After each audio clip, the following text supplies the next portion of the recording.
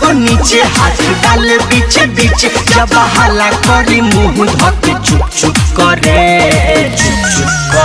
हमर दोनों बैलून साला धुप धुप करे हमर दोनों बावल ऊपर वाला भुक भुक करे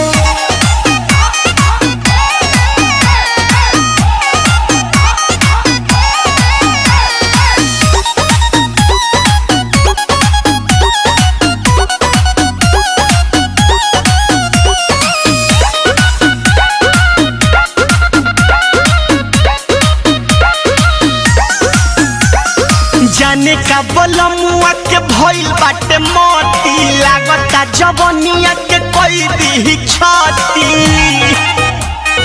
ए हो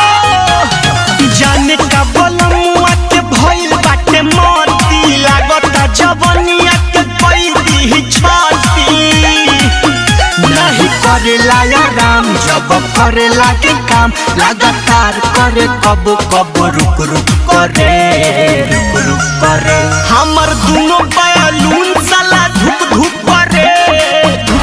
करे हमर दोनों बावल ऊपर वाला भुक भुक करे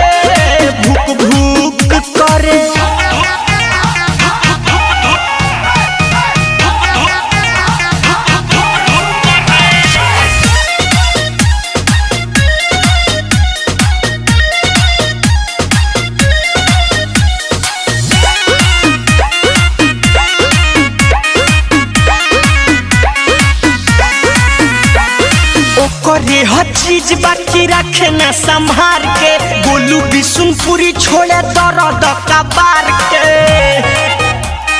माई करे हर चीज बाकी रखे न संभार के गोलू बिशुनपुरी छोड़े दर्द कबार के एक तो पानी कम जोर शक्ति सोना करे जो लोड सह नहीं पाई दे थुक करे हमर दोनों बैलून साला धुक धुक करे हमर दोनों बावल ऊपर वाला भुक भुक करे अर्थिंग में पानी डाला।